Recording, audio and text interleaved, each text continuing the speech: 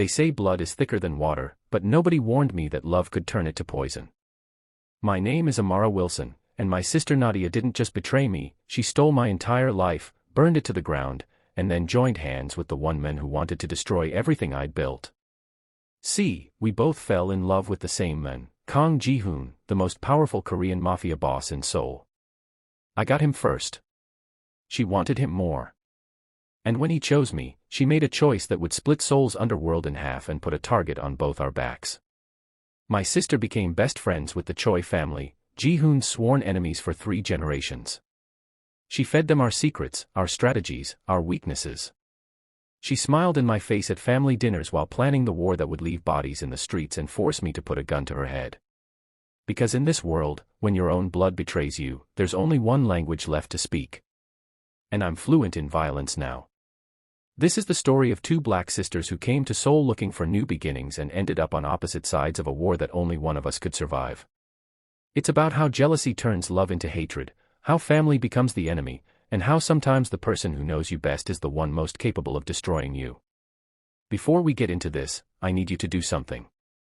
If you're already feeling this story, hit that subscribe button right now. Drop a like and tell me in the comments, have you ever been betrayed by family? Where are you watching from? Your support keeps these raw, complex stories coming. Now buckle up, because this story is about to get messy, bloody, and absolutely devastating. Amara and Nadia Wilson came to Seoul together, the way they'd done everything since childhood. 2 black American sisters from Chicago, Amara, the eldest at 28, and Nadia, 2 years younger at 26. They'd moved to Korea on a whim after their mother died, leaving them a small inheritance and a desire to escape the memories that haunted every corner of their hometown. Amara was 5 feet 10 inches, dark brown skin, natural hair she wore in various protective styles, athletic build, sharp features, and eyes that missed nothing. She was the responsible one, the protector, the sister who'd raised Nadia when their mother worked 3 jobs. She'd gotten them both teaching positions at an international school in Seoul, found their apartment in Itaewon, navigated the bureaucracy of visas and work permits. Nadia was 5 feet 7 inches, lighter brown skin with golden undertones, long natural curls she wore loose, softer curves, a heart-shaped face with dimples when she smiled. She was the charming one, the dreamer, the sister everyone loved immediately. Where Amara was cautious and calculated, Nadia was spontaneous and warm. They balanced each other perfectly. Until they met Kang Ji-hoon. It happened at a networking event for English teachers, or so they thought. The venue was a upscale lounge in Gangnam, and Amara noticed something off immediately. The other teachers were too polished, too expensive, their eyes too hard. This wasn't a professional mixer. This was something else. We should leave, Amara whispered to Nadia. But Nadia had already locked eyes with someone across the room. Just one drink, she said, already moving toward the bar. That's where they met him. Kang Ji-hoon, 32 years old, 6 feet 2 inches, Korean, devastatingly handsome in the way that made you forget to breathe. Sharp jawline, intense eyes, black hair styled perfectly, wearing a suit that cost more than their monthly rent. He was standing alone at the bar, and when Nadia approached, he smiled, polite but distant. "You're not a teacher," Nadia said, bold as always. "Neither are half the people here," Ji-hoon replied in perfect English. "But you are. Both of you." He looked past Nadia to where Amara stood watching. Amara and Nadia Wilson. From Chicago. You've been in Seoul for 3 months. You teach at Seoul International Academy. You live in Itaewon, Building 14, Apartment 302. Amara moved forward immediately, positioning herself between Ji-hoon and her sister. "Who are you?" "Someone who makes it his business to know who's in his city," Ji-hoon said. "Especially when they're as beautiful and out of place as you two. This event isn't what you think it is. You should leave." "Then why tell us?" Amara challenged. "Why not just let us figure it out?" Ji-hoon studied her, and something shifted in his expression. "Interest. Because I appreciate directness. And because your sister was about to drink something that would have made leaving difficult." He nodded to the bartender, who was mixing something in a glass near Nadia. "This is a recruitment event. For women. For a very specific kind of work. You don't want to be here." Nadia stepped back from the bar, suddenly understanding. Amara felt cold rage building. "Thank you for the warning," Amara said carefully. "We're leaving." "Let me have my driver take you," Ji-hoon said. "It's not safe for you to take a taxi from here. People will follow." "We can handle ourselves," Amara said. "I'm sure you can. But humor me." He pulled out a phone, sent a quick text. "My driver will meet you out front. Black sedan. He won't speak to you, won't ask questions, will drop you at your apartment. Consider it an apology for the deception of this event." Something in his tone made Amara trust him, though every instinct screamed not to. They left, found the car, got home safely. And Amara thought that was the end of it. But Nadia couldn't stop talking about him. "Did you see him? Did you see the way he looked at you?" "At us," Amara corrected. "And yes, I saw. He's dangerous, Nadia. Whatever he is, whatever he does, we need to stay away. Or," Nadia said, smiling that dimpled smile, "we could find out more." Over the next 2 weeks, they kept running into Ji-hoon. At a coffee shop Amara frequented. At the bookstore where Nadia browsed on Saturdays. At the market in Itaewon where they bought groceries. "This isn't coincidence," Amara said after the third encounter. "No," Ji-hoon agreed, appearing behind them in the market. "It's not. I wanted to apologize properly. For the event. For scaring you." He held up bags of groceries. "And I wanted to cook for you. If you'll let me." "You cook?" Nadia asked, delighted. "I do many things that might surprise you," Ji-hoon said, but he was looking at Amara when he said it. Against her better judgment, Amara agreed. They went to his penthouse, a sprawling space in Hanamdong with views of the entire city. And he cooked traditional Korean food, explaining each dish, telling stories about his grandmother who taught him, about growing up in Seoul, about the city they were still learning. He didn't mention what he did for a living. Didn't explain the security guards downstairs or the expensive art on the walls or the way his phone kept buzzing with calls he ignored. But Amara could guess. The confidence, the money, the knowledge of Seoul's underbelly, he was either very connected or very dangerous. Probably both. Nadia was enchanted. She laughed at his jokes, asked questions about Korea, let him teach her how to properly use chopsticks. But when Ji-hoon looked up, his eyes always found Amara. Seeking her reaction. Wanting her approval. And Amara felt it, that dangerous pull. The attraction she'd been trying to ignore. After dinner, while Nadia was in the bathroom, Ji-hoon moved closer to Amara on the couch. "I'm going to be honest with you," he said quietly. "Because I think you value honesty. I run an organization. Not legal. Not safe. I control territory in Seoul, gambling, protection, information. I'm what Americans would call a gangster, though we use different terms here. I'm telling you this because I'm interested in you, and you deserve to know what you'd be getting into." "Why me?" Amara asked. "Why not Nadia? She's the one who's charming and easy to talk to," Ji-hoon interrupted. "I see that. But you're the one who stepped between me and danger when you thought your sister was threatened. You're the one who questions everything, who leads, who protects. That's what interests me. Strength. Intelligence. The way you move through the world like you're calculating every risk." "Because I am," Amara said. "And right now, you're a massive risk." "I know," Ji-hoon said. "But I'm asking you to take it anyway." When Nadia returned, the moment passed. But something had shifted. Amara felt it, and from the way Nadia looked between them, she felt it too. Over the next month, Ji-hoon courted Amara specifically. He took her to art galleries and explained the pieces with genuine knowledge.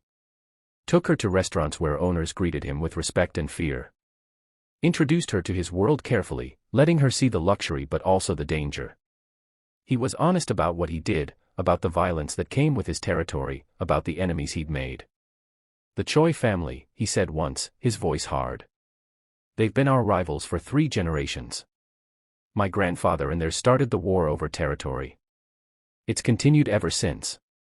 They control the docks. We control the city center. And we hate each other with the kind of hatred that only comes from decades of bloodshed. Why not make peace? Amara asked. Ji-hoon laughed bitterly. Because Choi Sung-min, their current boss, killed my father 5 years ago. Shot him at a supposed peace meeting. There's no peace with the choice. Only war. Amara understood then what she was getting into. This wasn't just a dangerous man. This was a man at war. And falling for him meant becoming a target. But she fell anyway. Their first kiss happened on a rooftop in Seoul, the city spread below them like jewels. Ji-hoon had taken her up to show her the view, and when he looked at her, his usual control cracked. "I'm in love with you," he said simply. "I wasn't looking for it. Didn't want the complication. But there it is. And I need to know if you feel the same before I make this worse for both of us." Amara kissed him instead of answering. And in that moment, she chose him. Chose the danger and the complexity and the violence that came with loving a man like Kang Ji-hoon. What she didn't see was Nadia watching from the doorway behind them, her face crumbling, her hands clenched into fists. Nadia had been in love with Ji-hoon from that first night at the bar. While Amara had been cautious, Nadia had been dreaming. She'd imagined him choosing her, falling for her charm and her warmth. She'd told herself that Amara was just being protective, that eventually, Ji-hoon would see that Nadia was the one who actually appreciated him, who wanted this life. But he'd chosen Amara. Had barely even seen Nadia as a possibility. And something in Nadia broke. She started small. Asking questions about Ji-hoon's business when Amara wasn't paying attention. Flirting with his men when she visited the penthouse. Testing boundaries. Seeing what she could learn. Then she met Choi Sung-min. It happened at a club in Itaewon. Nadia had gone out alone, angry and hurt after watching Ji-hoon and Amara together. She was drinking too much, dancing too recklessly, and that's when he approached. Choi Sung-min was 35, handsome in a cruel way, with sharp features and cold eyes. He was shorter than Ji-hoon at 5 feet 11 inches, but he carried himself with the confidence of someone who'd never lost a fight. "You're Amara Wilson's sister," he said, sitting beside her at the bar. "Dating Kang Ji-hoon. Or rather, your sister is." "How do you know that?" Nadia's words were slurred. "I know everything about Ji-hoon's life," Sung-min said. "Including the fact that he chose the wrong sister." Nadia should have walked away. Should have called Amara. Should have done anything except what she did. She stayed. And she listened. "He doesn't appreciate you," Sung-min said. "Keeps you around because you came with the package. But he barely sees you. Doesn't he?" "You don't know anything," Nadia said, but tears were forming. "I know what it's like to be overlooked," Sung-min said. "To watch someone else get everything you deserve. And I know that there are ways to make people see you differently. To make them regret their choices." "What are you saying?" "I'm saying that you have value. Information. Access. And I would appreciate those things very much. In exchange, I could offer you many things. Money. Power. And eventually, perhaps, revenge on the sister who always got everything first." Nadia should have said no. But she was drunk and hurt and tired of being second. So she said, "What kind of information?" That's how it started. Small things at first, Ji-hoon's schedule, where he ate dinner, what buildings he owned. Things Nadia told herself weren't really important. Things that couldn't really hurt anyone. But Sung-min wanted more. And Nadia, desperate to feel valued, desperate to hurt the way she was hurting, kept giving it to him. She didn't tell herself she was betraying her sister. She told herself she was finally standing up for herself.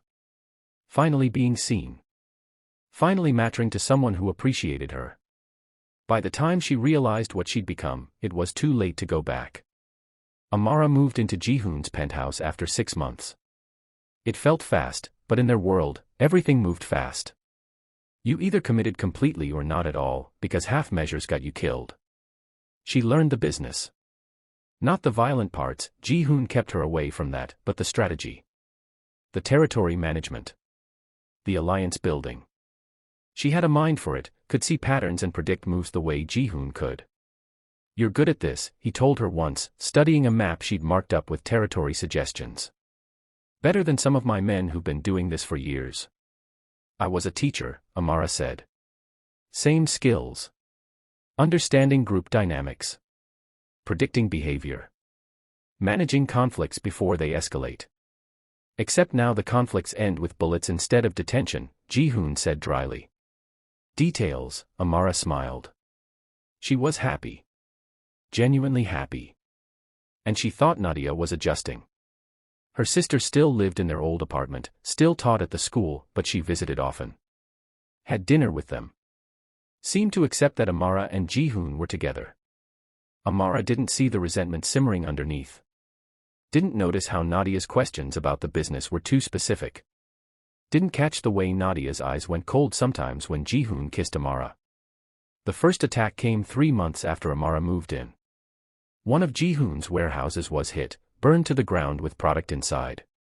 Then a week later, one of his clubs was raided by police who somehow knew exactly when to arrive. Then 2 of his men were ambushed and killed. It's the choice, Ji-hoon said, studying reports in his office. But they're hitting us with information they shouldn't have.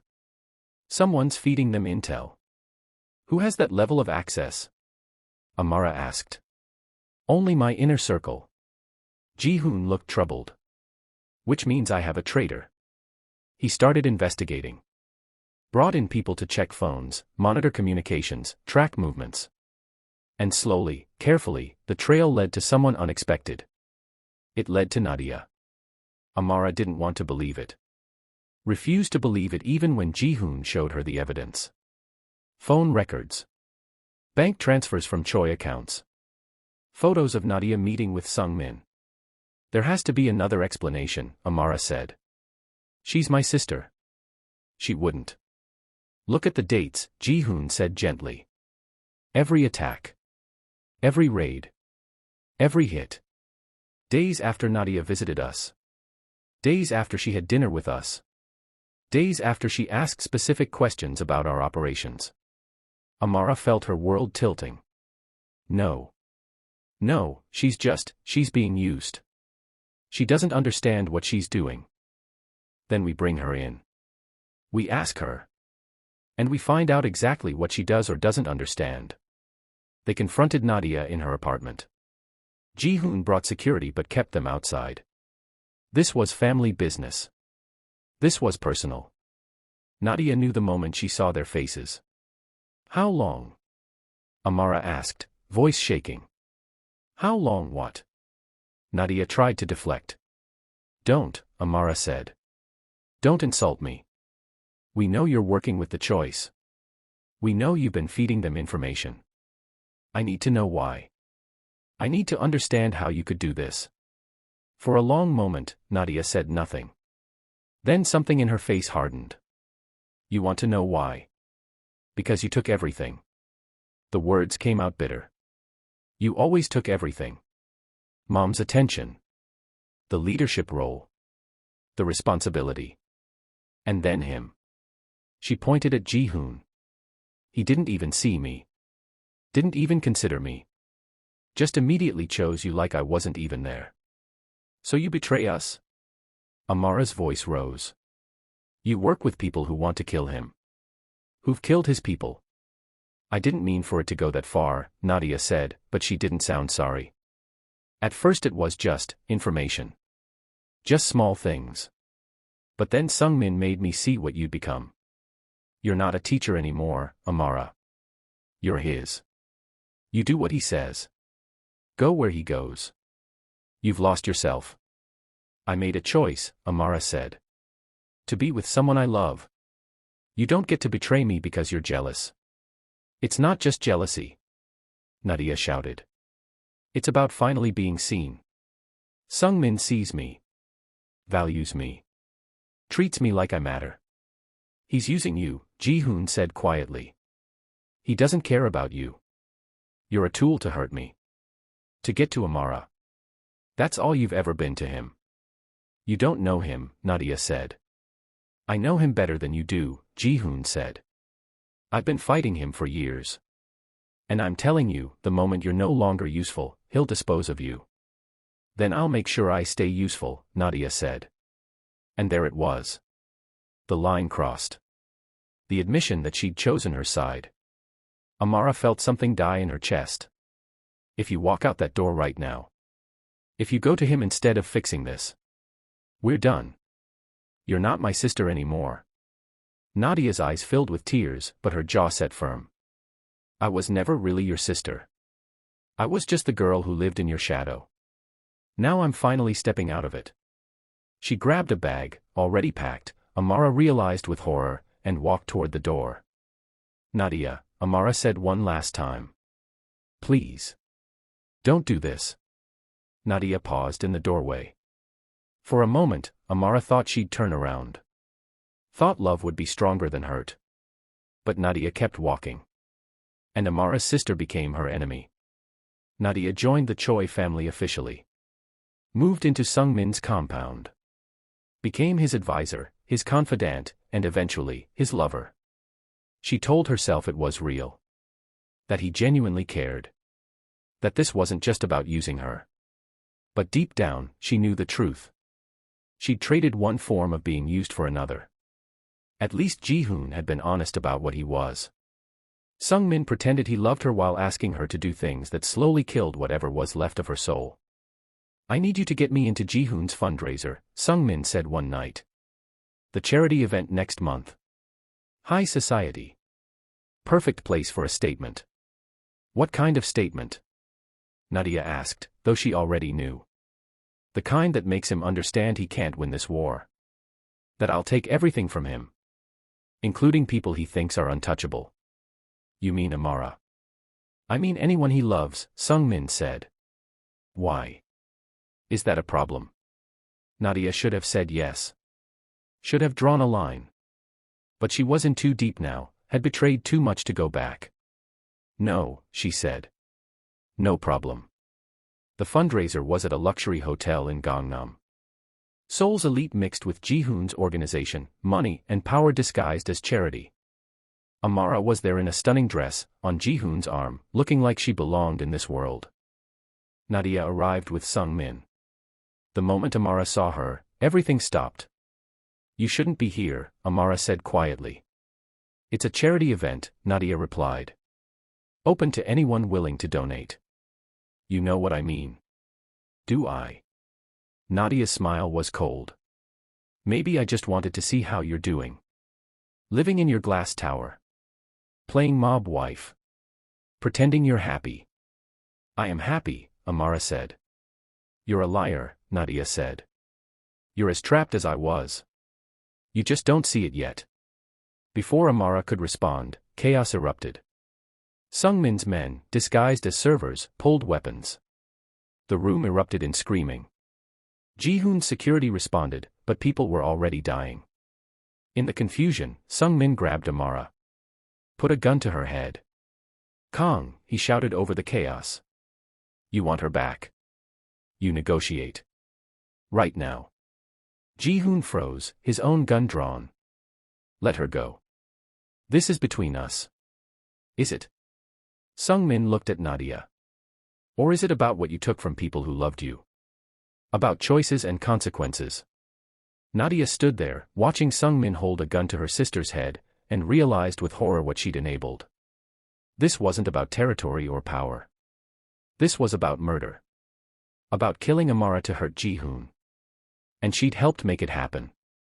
Sung-min, Nadia said carefully. This wasn't the plan. You said a statement. Not this. This is the statement, Sung-min said. Her blood on his hands. His failure to protect what he loves. That's how I win. Amara's eyes met Nadia's across the room. And in that moment, despite everything, Nadia saw her sister. Not the rival. Not the person who'd gotten everything. Just her sister, terrified, about to die. Nadia made her choice. She grabbed a gun from one of Sung-min's men and shot Sung-min in the shoulder. The moment of confusion was enough. Ji-hoon's men swarmed. Sung-min dropped Amara. The Choi family retreated in chaos. But the damage was done.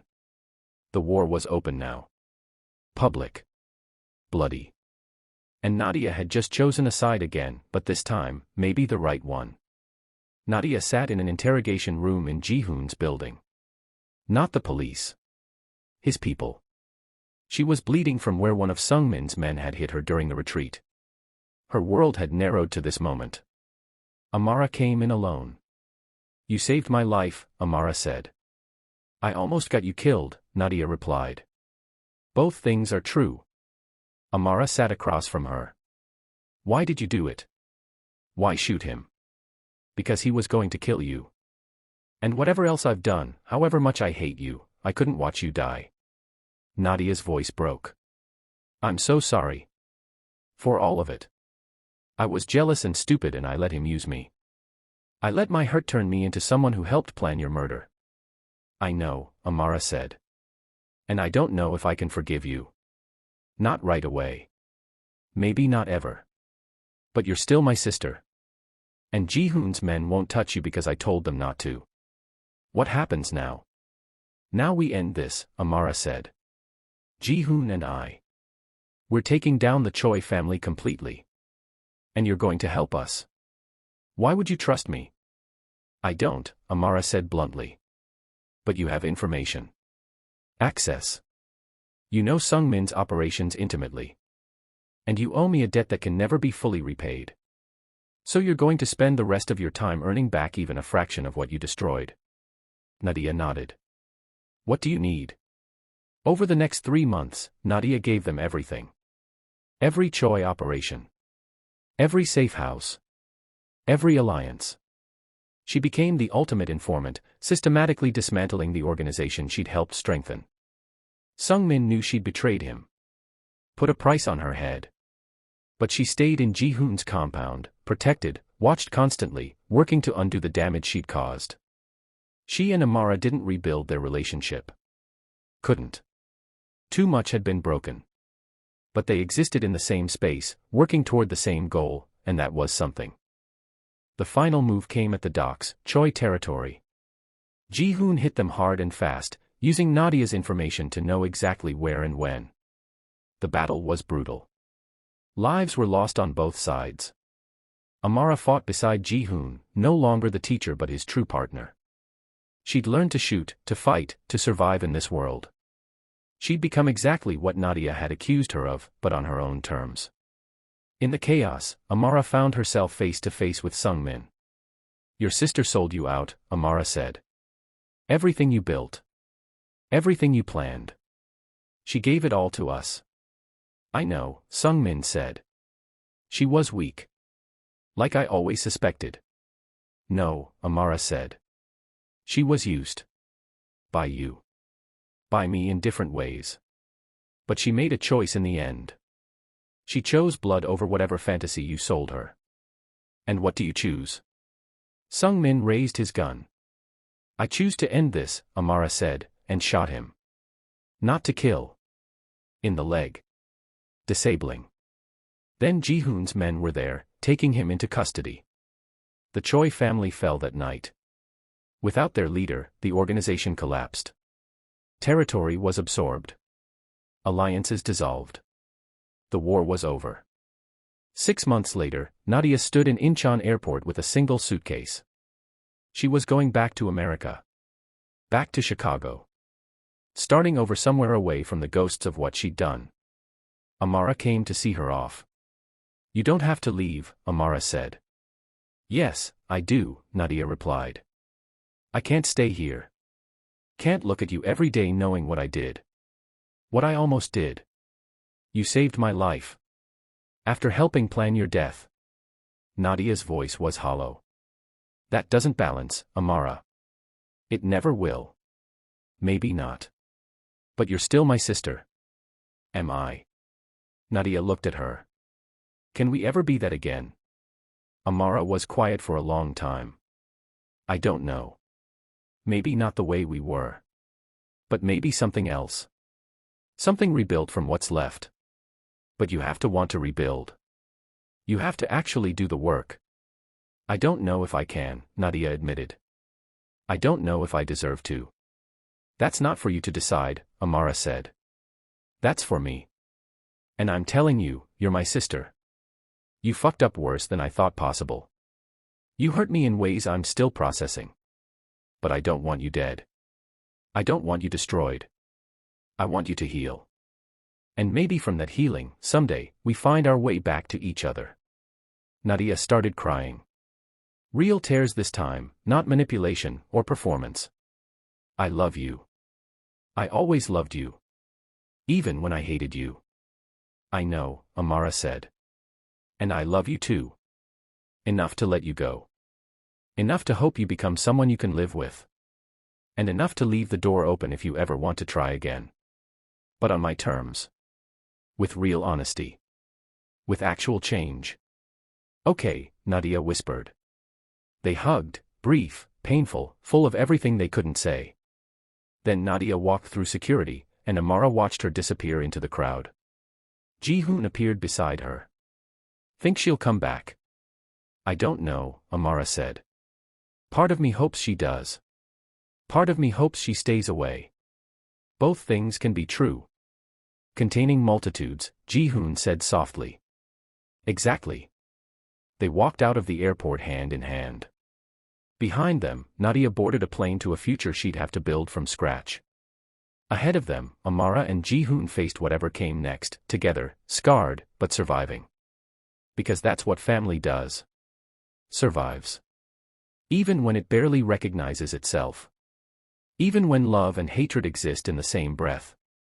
Even when betrayal cuts so deep you think it'll never heal. You survive. You choose. And you live with the consequences of what you've chosen. Some stories don't end with forgiveness. Some stories end with distance and time and the hope that maybe, someday, the people you love who hurt you can become people you trust again. This was one of those stories. So that's the story of two black sisters who fell in love with the same Korean mafia boss, and how that love turned to betrayal, war, and eventually, painful understanding. How jealousy can make you destroy everything you claim to love. How family can be both your greatest strength and your deepest wound. And how sometimes, the hardest thing isn't fighting enemies, it's facing the people you love who became enemies and deciding whether redemption is even possible. If this story hit different, smash that like button. Subscribe for more complex, messy love stories where there are no easy answers. Drop a comment. Have you ever been betrayed by someone you loved? Could you forgive? Where do you draw the line between family loyalty and self-protection? I'll see you in the next one. Until then, remember, blood might be thicker than water, but sometimes, it's also more poisonous.